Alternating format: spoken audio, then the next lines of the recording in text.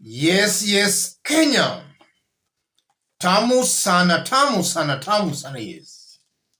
One of our fans here has brought my attention to a clip of Rigathi Gachagua, a clip that has been trending for 2 days now. Have a look at this. The president gave me a responsibility to mobilize food, and I become a beggar. I spend all my time begging for food. It is humiliating to me. I spend all the time with the foreigners, begging for food, including those who colonized us. It's very humiliating. Yes, that's Rigathi Gachagua. Listening to Rigathi is complaining that the president has given him a job that has turned him into a beggar.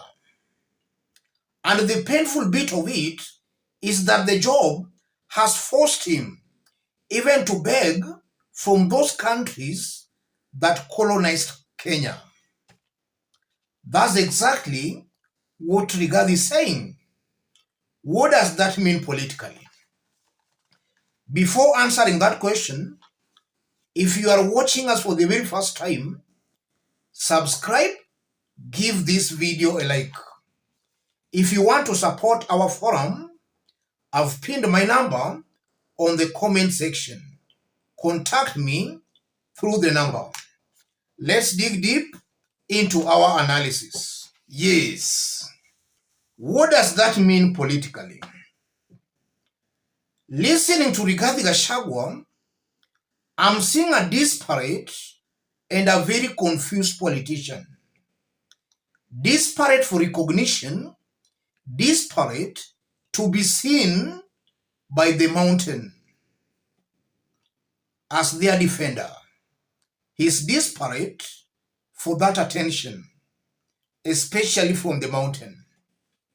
And then confused because Rigathi does not know the implications of those remarks he is uttering. The remarks are painting William Ruto's government in very bad light.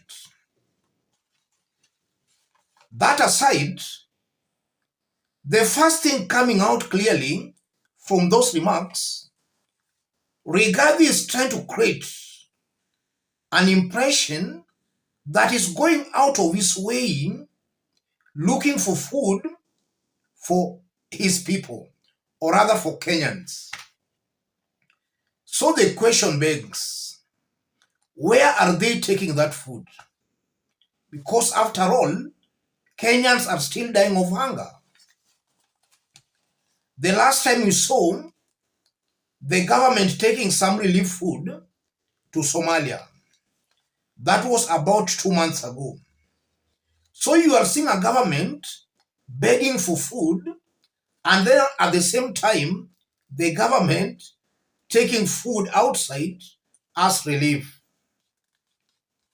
It does not make sense at all.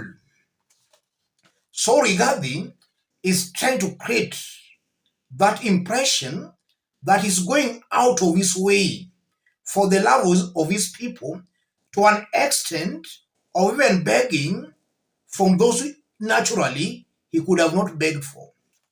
That's the first thing coming out clearly. And then secondly, I'm seeing Rigathi Gachagua putting Ruto's government on the spot over borrowing. Yes. He's actually putting the government on the spot over borrowing. If they are not borrowing money, they are begging for food. And in the slightly over 100 days they have been in power, this government has borrowed well over 1 trillion Kenya shillings.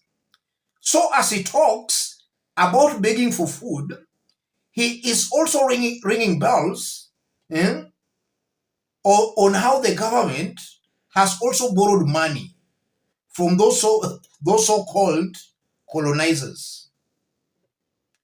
In just over 100 days, the government has borrowed over 1 trillion Kenya shillings. So Rigathi also brings out that to the attention of Kenyans. And then listening to Rigathi Gachagua talking about borrowing food for some months now, the government has been insisting on the importation of GMO maize and foodstuffs. And we also saw Bill Gates coming into the country, and he was insisting that GMO maize and even foodstuffs are safe. And now we are seeing Rigathi here talking of borrowing food. Could it be a possibility that Rigathi is just confirming to Kenyans that indeed it's the West that is forcing the government to adopt GMO foodstuffs? Because we have been told that there is no problem with the GMO foodstuffs. We have been told that way. And even when Bill Gates was here, he also just affirmed that to Kenyans. Could it be possible that as they go to borrow food from those colonizers are insisting that they must adopt GMO foodstuffs?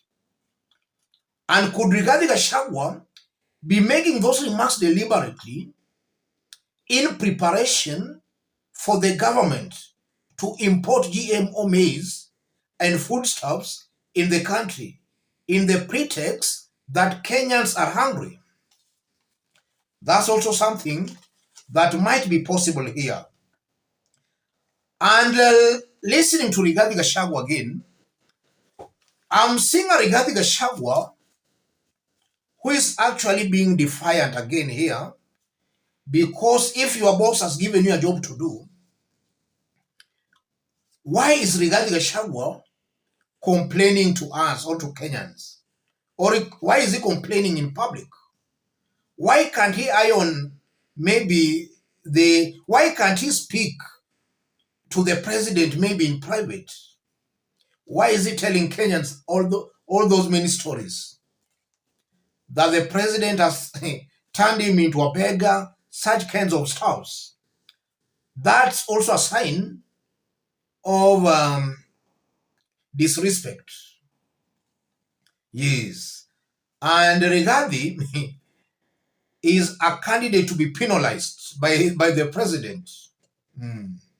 That's a sign of disrespect. He should not be coming out in public to complain. He should iron out those differences with the boss. And that's in a way also just goes on to confirm the shadow boxing I've been talking about here between William Ruto and Rigathi Gachagua. It might be a continuation of that. Yes. And also, as I conclude, Ruto's government generally is very clueless about governance. And even from those remarks, the remarks also exposes Rigathi as also very clueless about governance. You know, Rigathi comes out to me as a first-time member of parliament, because actually, before he was elected, or before he became the deputy president, he had only served for one term, just some few years as a member of parliament. So Rigathi was not prepared for national leadership. In fact, he has found himself somewhere where he does not actually belong at all. So he still has some village mentality in him. Let me stop it there, ladies and gentlemen. Just as I did indicate when we were starting, if you are watching us for the very first time, subscribe, give this video a like.